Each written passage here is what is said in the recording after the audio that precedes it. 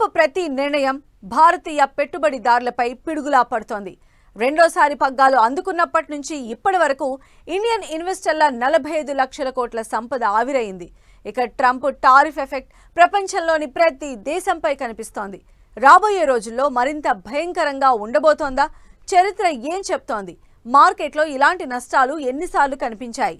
Market క్రాష్తో సంపన్నులంతా నష్టాల బారిన పడుతుంటే వారెన్ బఫెట్ సంపద 1,00,000 కోట్లు ఎలా పెరిగింది?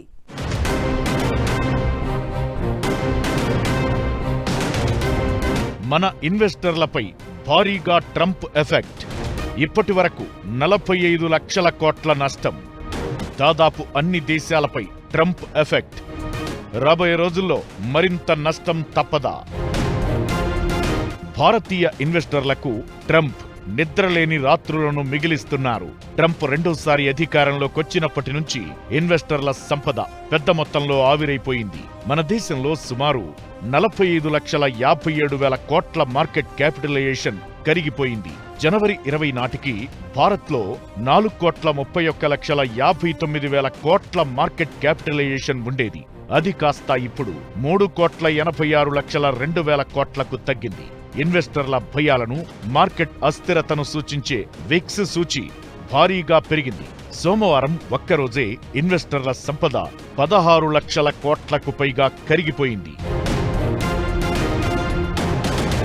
సెన్సెక్స్ ఒక దశలో 5.22% పైగా పతనమైపోయింది. పిఎస్సి రిజిస్టర్డ్ కంపెనీల విలువ $4.5 ట్రిలియన్ పడిపోయింది. ఇకటు రూపాయి విలువ డాలర్తో పోలిస్తే 19 పైసలు పతనమై $80.63 చేరింది. భారత్ మాత్రమే కాదు, ప్రపంచంలోని చాలా దేశాల మీద ట్రంప్ టారిఫ్ యుద్ధం ఎఫెక్ట్ కనిపించింది. ఆసియాతో పాటు ఆస్ట్రేలియా మార్కెట్లు భారీ నష్టాలను చూడగా జపాన్, చైనా, హాంకాంగ్, దక్షిణ కొరియా లాంటి దేశాల్లోనూ ఇదే పరిస్థితి. జపాన్ నిక్కీ 8%, కొరియా కోస్పీ సూచి 5% డౌన్ అయ్యాయి. ఆస్ట్రేలియా స్టాక్ మార్కెట్ 6% పడిపోయింది. హాంకాంగ్ స్టాక్ మార్కెట్లు 9% పతనమైంది. చైనా మార్కెట్ 10% తగ్గిపోయింది. ఇలా ట్రంప్ నిర్ణయం మొత్తం ప్రపంచాన్ని ప్రభావితం చేస్తోంది. ఇంత జరుగుతున్నా చీమ కుట్టినట్లు కూడా ట్రంప్ ఫీల్ కాకపోవడం హైలైట్. పైగా టారిఫ్లు రోగాన్ని నయం చేసే మందులు అంటూ బిల్డప్ ఇస్తున్నారు.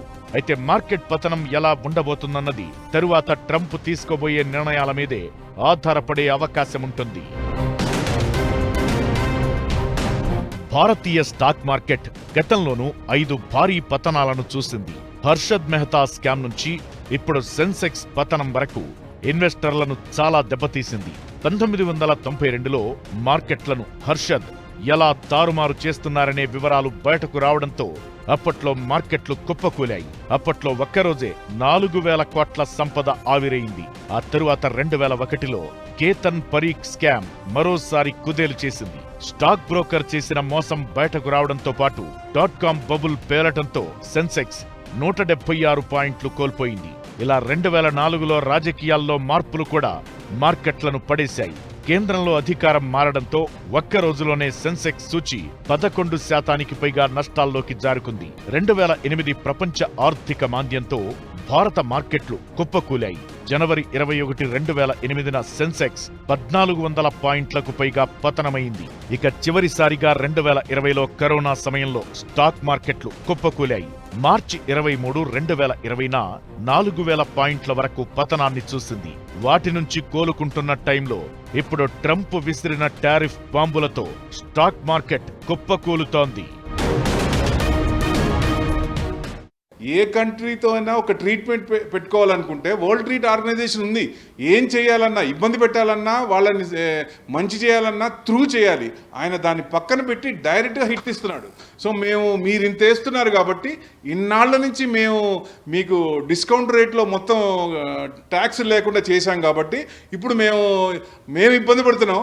బ్రిక్స్ వల్ల ఒక రకంగా మేము ఇబ్బంది పడుతున్నాం అన్న ఫీలింగ్ ఉంది ఆయనకి. ఎందుకంటే బ్రిక్స్ పెరిగితే యుఎస్ డీడాలరైజ్ అవుతుంది, దాని ప్రభ తగ్గుతున్న భయం ఉంది కాబట్టి. సో అందుకని ఆయన ఈ స్టెప్పులు బ్రిక్స్ ఉన్న కంట్రీస్ అన్నిటి మీద ట్యాక్స్ ఎక్కువ పెంచుతున్నాడు. ఇది కరెక్ట్ కాదు. Musk, Jeff Bezos, Zuckerberg, Bernard ఆర్నాల్డ్తో పాటు అంబానీ, అదానీ లాంటి ప్రపంచ కుబేరుల సంపదంతా ఆవిరవుతుంటే వారెన్ బఫెట్ సంపద మాత్రం భారీగా పెరుగుతోంది.